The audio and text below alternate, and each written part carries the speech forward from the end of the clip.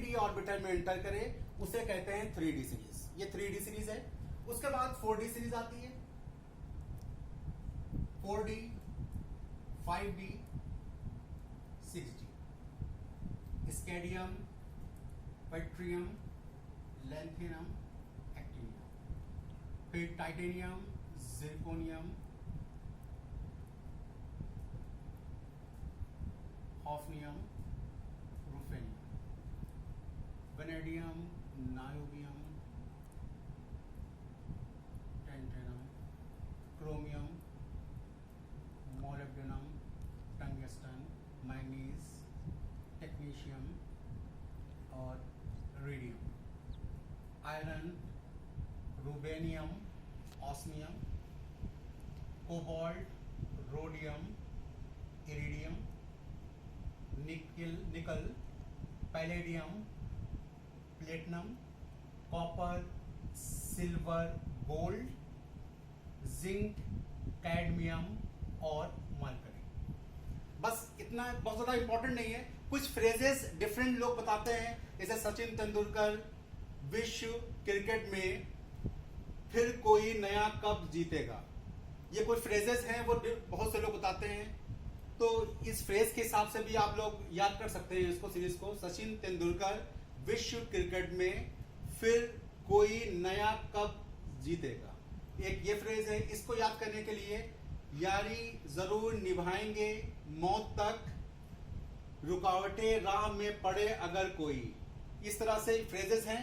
आप बहुत ज्यादा इंपॉर्टेंट ये चीजें ज्यादा, बस ये 3D सीरीज बहुत इंपॉर्टेंट है। इस 3D सीरीज को आपको याद कर लीजिए क्योंकि ये सीरीज बहुत इंपॉर्टेंट है। कुछ एलिमेंट्स हैं वो मैं बता देता हूं आपको, वो जरूर पढ़ लीजिए क्योंकि वो एक्सेप्शन है। जैसे ये क्रोमियम और मोलिब्डेनम एक्सेप्शन केस है, इंपॉर्टेंट है। ये पूरी सीरीज बहुत इंपॉर्टेंट है, ये पूरी सीरीज बहुत इंपॉर्टेंट है। पैलेडियम एक्सेप्शनल केस है। जिंक, कैडमियम, मरकरी, ये भी इंपॉर्टेंट केस है, इंपॉर्टेंट है। इतने एलिमेंट्स इंपॉर्टेंट हैं जो कि आप 3D पढ़ लीजिए और इतने एलिमेंट पढ़ लीजिए।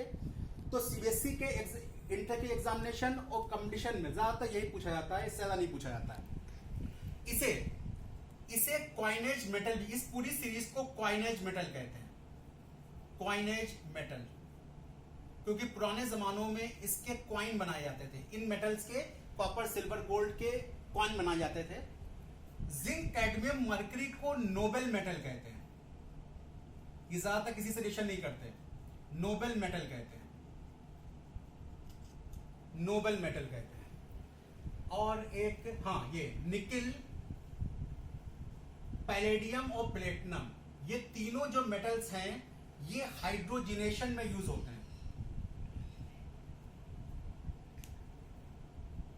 हाइड्रोजिनेशन में या ऑर्गेनिक केमिस्ट्री में पढ़ोगे, ये मेटल जो हैं वो ऑर्गेनिक हाइड्रोजिनेशन में यूज होते हैं। और पैलेडियम और प्लेटिनम तो बहुत इंपॉर्टेंट मेटल्स हैं। ये सिर्फ एक्वा रेजिया में घुलते हैं। पैलेडियम और प्लेटिनम कोई भी एसिड इनको डिसॉल्व नहीं कर सकता। सिर्फ एक्वा रेजिया, जिसे किंग ऑफ एसिड कहते हैं, उनमें ही प्लेटिनम और प्लेटिनम घुलते हैं। खैर, ये तो बात की बात है। हम बात शुरू करते हैं ये सीरीज की।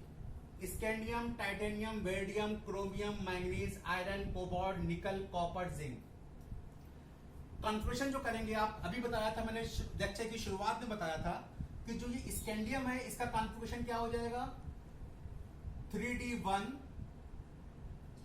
4s2। इसका कॉन्फ़िगरेशन क्या हो जाएगा 3। अब बाकी चीज को मिटा देते हैं, इसका इंपॉर्टेंट नहीं है, यहीं से आप लोग उतार लीजिए, क्या बुक में दिया होगा वहां से भी दे सकते हो। हाँ, लैंथेनम पे स्टार लगा होता है, एक्टिनियम पे भी स्टार लगा होता है। इसका 57 कॉन्फ़िगरेशन एटॉमिक नंबर है और इसका 72 है। इसके बीच 14 एलिमेंट्स,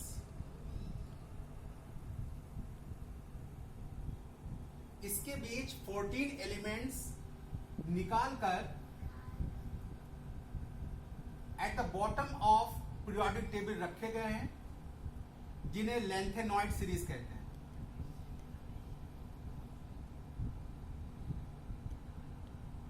लैंथेनॉइड सीरीज कहते हैं। आप लोगों ने ये इसको उतार ही लिया होगा। आगे बढ़ते हैं। ये लैंथेनॉइड सीरीज कहलाती है। इसी तरह स्कैंडियम, टाइटेनियम, वेनेडियम, इसका एक चीज को डिफाइन करते हैं। सबसे पहले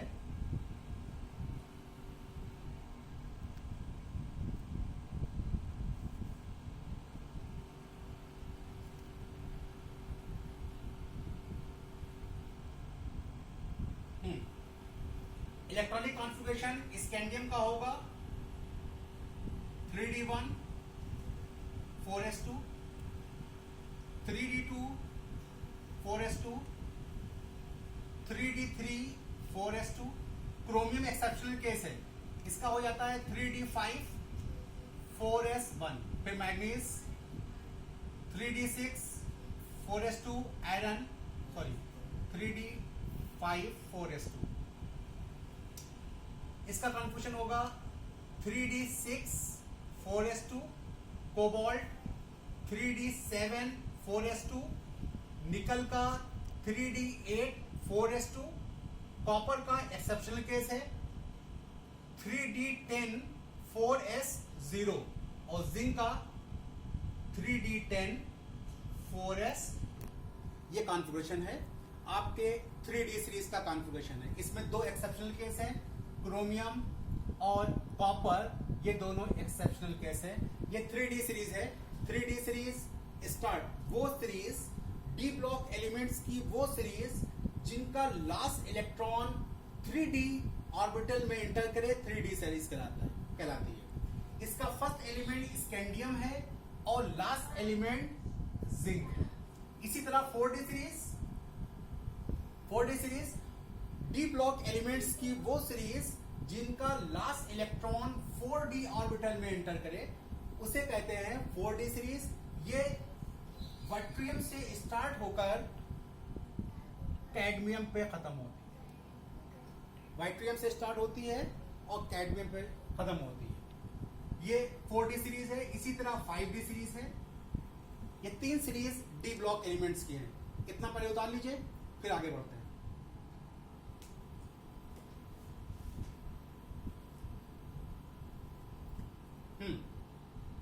ये 3d सीरीज हो गई। 3d सीरीज ही मेनली पढ़ना है और बाकी जितने एलिमेंट हमने टिक किए हैं उनको जरूर पढ़ लीजिएगा। जैसे कॉपर है, कॉपर, सिल्वर और गोल्ड, ये तीनों बहुत ही इंपॉर्टेंट है कॉम्पिटिटिव पॉइंट ऑफ व्यू से और आपके board of point of view से। ये बहुत इंपॉर्टेंट है। पैलेडियम का हमने एग्जाम में बताया, वो इंपॉर्टेंट है। अब ये तो पीरियोडिक टेबल में डी ब्लॉक एलिमेंट्स की पोजीशन हो गई।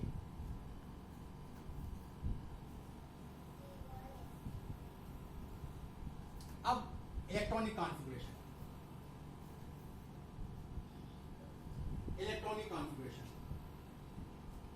तो बता चुके हैं लेक्चर की शुरुआत में डी ब्लॉक एलिमेंट्स का electronic configuration n-1 d 1 to 10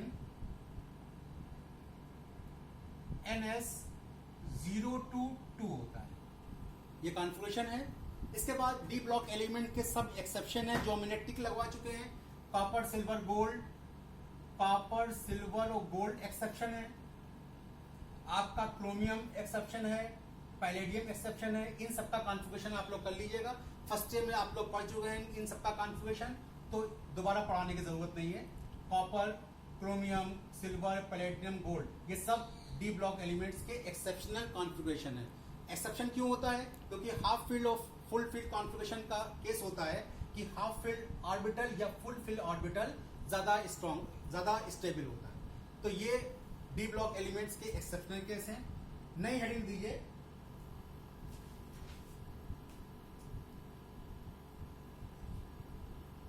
अब डी ब्लॉक एलिमेंट्स, ये तो इंट्रोडक्शन हो गया डी ब्लॉक एलिमेंट्स का। अब प्रॉपर्टीज पढ़ते हैं। डी ब्लॉक एलिमेंट्स के मेल्टिंग पॉइंट, बॉइलिंग पॉइंट बहुत हाई होते हैं। चलिए पहले सीरीज 3d सीरीज लिखते हैं और फिर इनकी प्रॉपर्टीज डिस्कस करते हैं। पहली प्रॉपर्टी डिस्कस करते हैं एटॉमिक रेडियाई। दूसरी प्रॉपर्टी डिस्कस होगी, आज ही डिस्कस होगी, इसे कहेंगे आयनाइजेशन एंथैल्पी। ये दो प्रॉपर्टीज आज के वीडियो में डिस्कस होंगी। फिर नेक्स्ट वीडियो में हम ऑक्सीडेशन नंबर डिस्कस करेंगे, इसकी मैग्नेटिक प्रॉपर्टी, कैटालिटिक प्रॉपर्टी, इन सबको डिस्कस करेंगे। चलिए हेडिंग दीजिए पहली, atomic radii.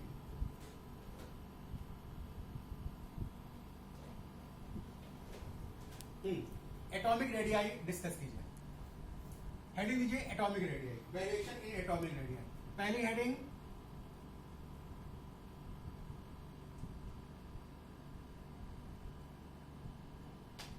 Atomic radii.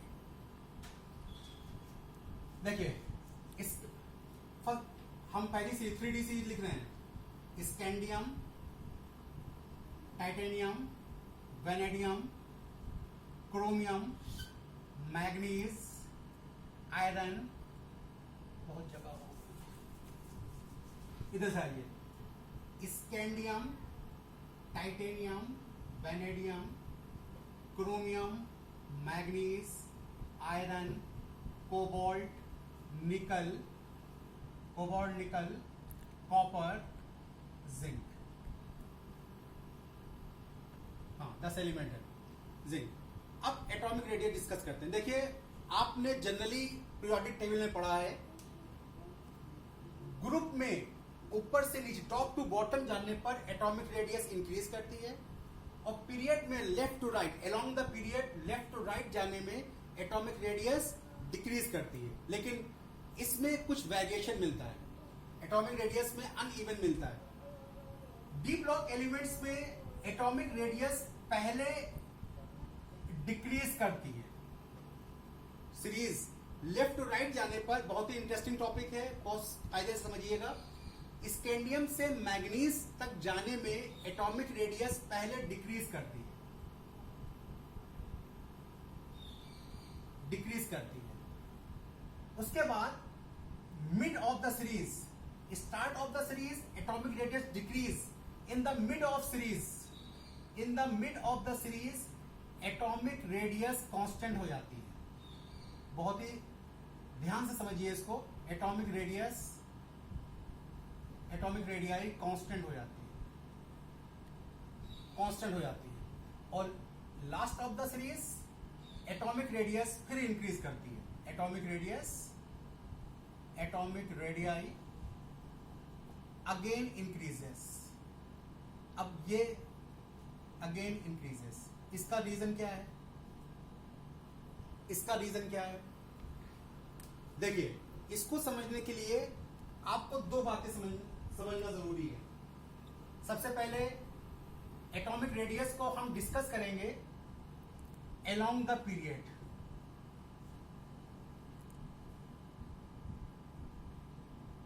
Along the period discuss कर रहे हैं, मतलब लेफ्ट टू राइट, इस तरह से डिस्कस कर रहे हैं।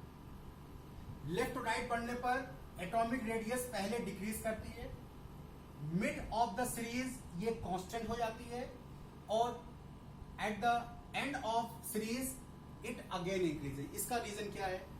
इसका रीजन आप लोगों ने एक चीज सुना होगा, नाम, ये एक चीज सुनी होगी आपने, screening effect. Screening effect, screening effect और शील्डिंग इफेक्ट।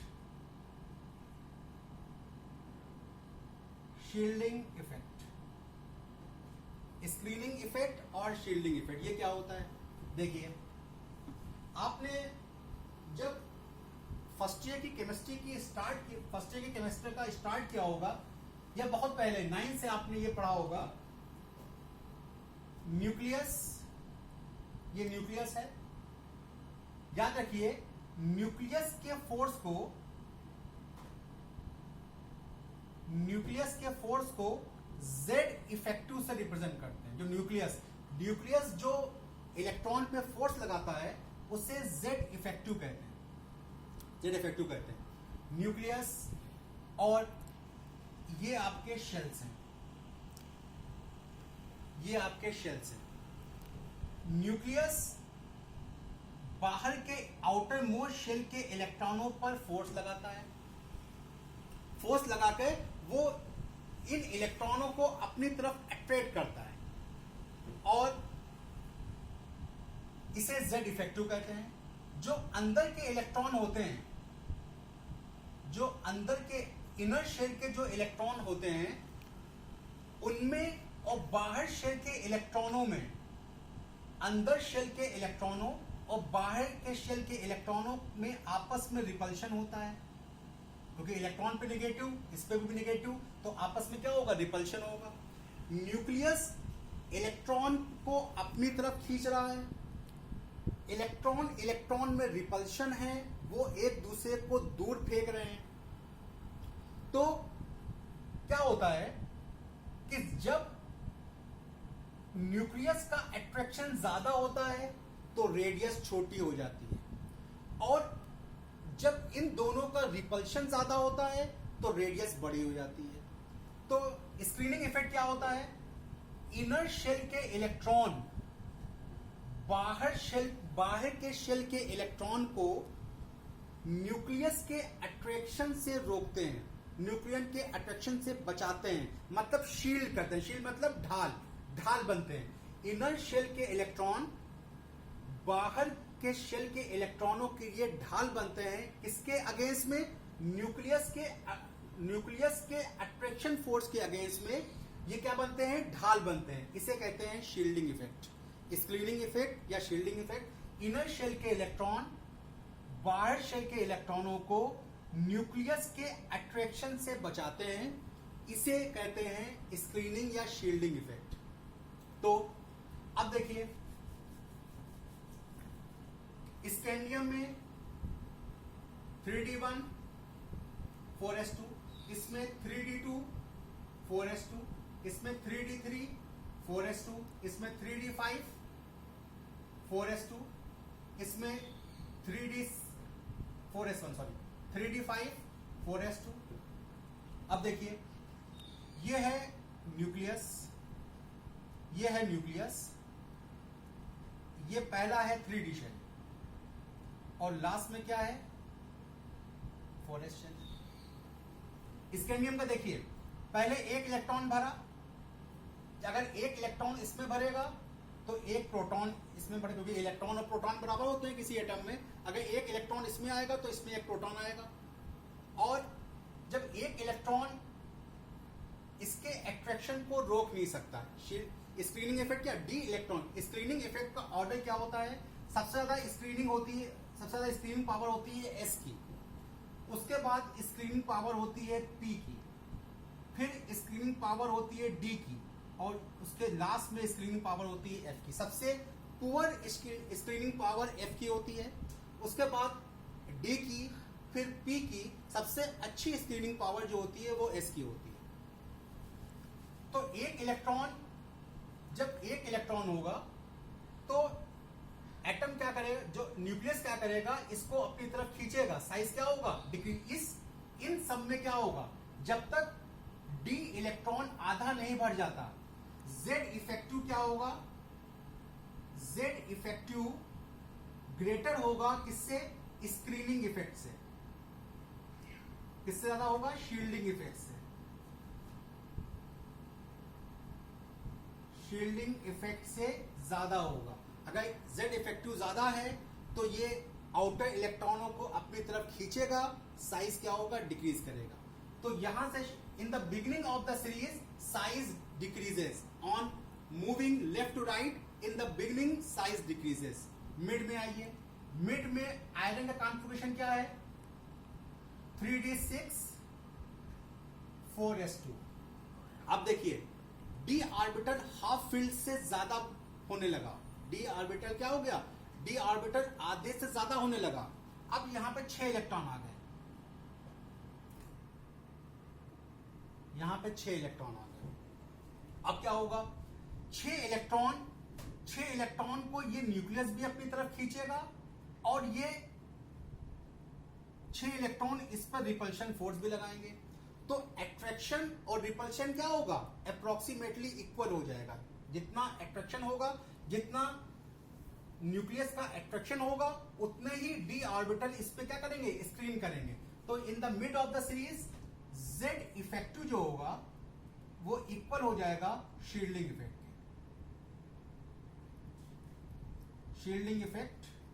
के। शील्डिंग इफेक्ट कहें या रिपल्सिव फोर्स कहें,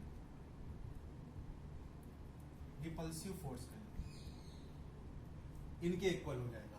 तो इसमें साइज क्या होगा, कांस्टेंट। कांस्टेंट मतलब ये नहीं कि सेम हो जाएगा, थोड़ा सा इंक्रीज, जैसे एक की अगर 1.39 होगी तो एक की 1.42 हो जाएगी, फिर अगले की 1.45 हो जाएगी, इस तरह से हल्का सा। तो इसको अप्रोक्सीमेटली कांस्टेंट मानते हैं। लास्ट ऑफ द सीरीज दोनों एंड में देखिए, इसका कंफ्यूजन क्या होगा, 3D9 और 3D10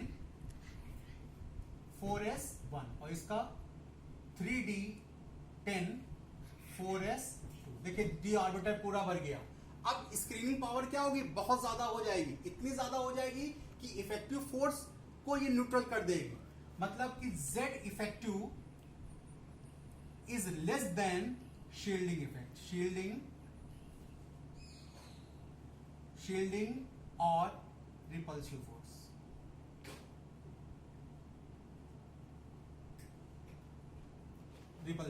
तो अब क्या होगा, एटॉमिक रेडियस क्या होगी, इंक्रीज कर जाएगी। ये तीनों सीरीज में ये बात लागू होती है, चाहे वो 3D सीरीज हो, चाहे 4D सीरीज हो, चाहे 5D सीरीज हो, तीनों सीरीज में ये बात लागू होगी। अब डाउन द ग्रुप देखिए। डाउन द ग्रुप बहुत ही इंटरेस्टिंग टॉपिक है। देखिए डाउन द ग्रुप, स्कैंडियम के बाद yttrium, lanthanum, actinium, titanium, zirconium, hafnium, रुफेनियम, वेनेडियम, नायोबियम। देखिए इसमें नहीं आना, यहीं से देख लीजिए। इसका कितना होता है 57, इसका कितना होता है 72। इन दोनों के बीच के 14 एलिमेंट गायब हैं और ये कहां है, लेंथेनॉइड ग्रुप में है। अब देखिए एक क्वेश्चन सीबीएसई में पूछते हैं कि ये 3D series, 4D series, 5D series, ये पूछते हैं 4D सीरीज और 5D सीरीज की एटॉमिक रेडियस क्या सेम क्यों होती है। 4D सीरीज और 5D सीरीज की एटॉमिक रेडियस सेम क्यों होती है। देखिए ग्रुप में पढ़ने पर नो डाउट आपने एस ब्लॉक में पढ़ा होगा, पी ब्लॉक में पढ़ा होगा कि ऊपर से नीचे आने पर एटॉमिक रेडियस इंक्रीज करती है। ऊपर से नीचे आएंगे तो एटॉमिक रेडियस इंक्रीज करेगी, लेकिन डी ब्लॉक एलिमेंट्स में ये नहीं है। क्यों नहीं है, जब ऊपर से नीचे आएंगे इसकी बात छोड़ दीजिए, क्योंकि इसमें नॉर्मल ट्रेंड फॉलो होगा। स्कैंडियम, वाइट्रियम, लैंथेनियम, एक्टिनियम में नॉर्मल ट्रेंड फॉलो होगा, क्योंकि इससे पहले